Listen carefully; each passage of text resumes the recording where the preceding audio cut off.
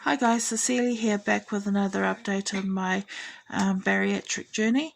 So on Tuesday I met with the nurse, the bariatric nurse, along with a number of other people on the program, and this video is just sharing with you briefly what was discussed on the day. So starting from the beginning, she talked about how the bariatric team selected referrals, and this is the reason why I was selected. It is because I suffer from sleep apnea, high blood pressure, high cholesterol, fatty liver, type 2 diabetes, mental health issues, and a high BMI because I'm morbidly obese. Went on to talk about the pre-op pathway and what that looks like, and I've mentioned that in a previous video. And then she talked about preparing for the anaesthetic should you choose to have the operation. So for smokers, it was important that they stop smoking or at least reduce it, for everyone to exercise and also to do breathing exercises. She talked about the two main operations that are offered at Auckland Hospital and Greenland Hospital, which is the district health board that I am in, and a health board area that I'm in. And it is the sleeve gastrectomy and the Roux-en-Y gastric bypass. She went on to basically explain the differences between the two operations, and also she said, which operation you would have would be dependent on discussions that you have with your surgeon at the time. He or she may recommend a certain one for a particular reason, and it is up to the two of you to decide basically which one you will be having on the day. Common complications are leaks, vomiting, dumping syndrome, narrowing of the esophagus. Reflux is something that's very common, and dehydration. Other things to look out for is psychological issues, kidney stones, death, gallbladder issues, malnutrition, post-surgery, hernia, and constipation. Did I say loose skin? Loose skin's a real thing as well. On the day of surgery, you'd be admitted into Auckland or Greenland Hospital, as I mentioned before. After surgery, day one, you'd be walking. You need to be sipping water. And for the first 3 weeks, you'd be on pureed foods. You'll be discharged within 2 to 3 days of the operation, all going well. No driving for the first week. And she says, post-op, you need to make use of the first year, because that is when you will lose the most weight. After that, it kind of slows down. And it is expected that you should lose about 60 to 70% of your excess body weight. So really make use of that first year. Exercise. You can do that by walking, swimming, or bike riding, or whatever else you like to do to exercise. Start off small, even 10-minute stints at a time, and there's actually no need to go hard at the gym. Just regular exercise, keep that body moving, keep your heart pumping. Common complications, not common complications, sorry, we've done that.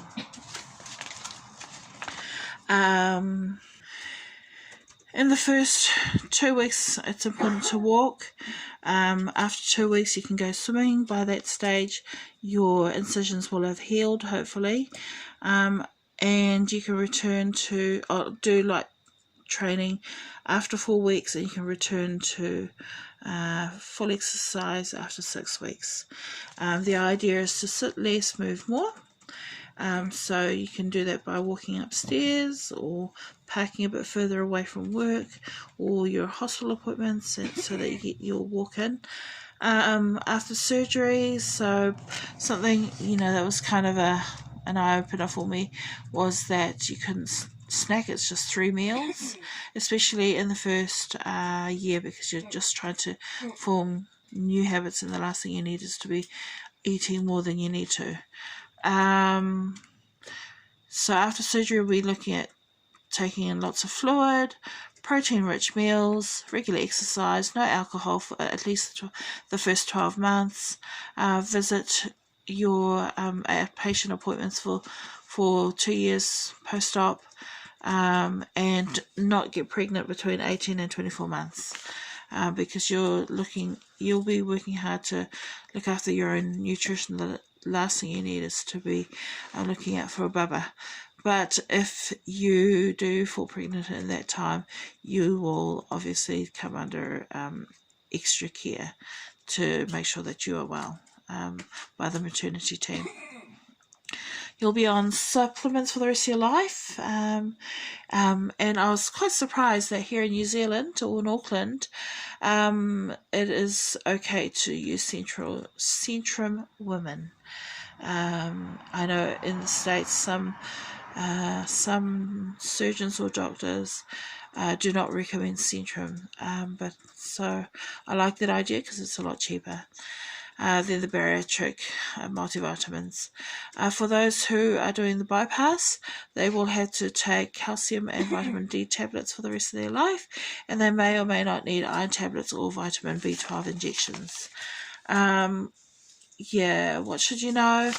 Well, basically keep motivated, plan meals, drink plenty of fluid, plan exercise, live healthy, ask questions, talk to friends, talk to doctor, talk to your bariatric team, go on the internet, social media, YouTube it. So what else? Some symptoms to be alert about is if you're feeling hot or cold, unable to keep foods down, pain that is not managed by prescribed medication. That is really important. I mean, if you're having issues holding food down or fluid down, or you're eating or drinking too much, or eating or drinking too fast, you need to either call your team or hospital. If you're not well, then go and see either your doctor or A&E. So that's what was discussed in our session on Tuesday. On Monday, I met with my doctor at the diabetes clinic, and I basically told him that, I was struggling with my sugar intake. So my meals, I eat whole foods, breakfast, lunch and dinner. That's okay, but sometimes, not sometimes, a lot of the times, I get cravings for chocolate. And so that raises my sugar levels. It's been sitting between 8 and 9, and because it had been sitting between 8 and 9 for a bit there, but then because I introduced sugars or chocolates back into my diet, it shot up to about 12, 14. So I told him my problem, and he was very gentle and very kind, and he says, just keep trying, you're doing well with your main diet. I do have snacks in between meals. I'll either have a piece of fruit, carrot stick or celery stick, or nuts, but that is my problem, is that I have chocolate. So since Monday, I've had a bite of chocolate. I'm slowly weaning myself. It's something that I've been craving for, but all my other meals have been on point. The lowest sugar reading was 4.5. Yesterday that was a little bit low because all I had was some rice crackers and an apple from between the hours of 7 in the morning and 3 in the afternoon. So it's no wonder my sugar levels are really low. So it's back up to 8 again, and I had the lowest reading was 6 at lunchtime, 6.6. So I'm in the safer range, and I hope to bring it down further. When I went to meet with the doctor, he put me on a new medication. Now, a couple of months ago, he put me on a medication, and it was really good for me. My sugars were stable. It was fluctuating between 4 and 5, so 3.8 to 5.5. And that medication was really good, but it was too expensive for me, so I stopped taking it. And so he put me on a similar one, but it was funded so I didn't have to pay for it, and I've already noticed a difference in my sugar levels, apart from the fact that I'm eating a lot better this time around. So I will keep you posted on my appointments that I have with the bariatric team and what's going on, in the hopes that my journey will help you with your journey.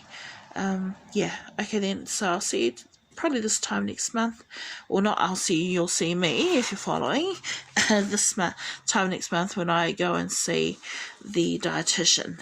Okay, that's all for me tonight, thank you. Whoops, sorry, take care.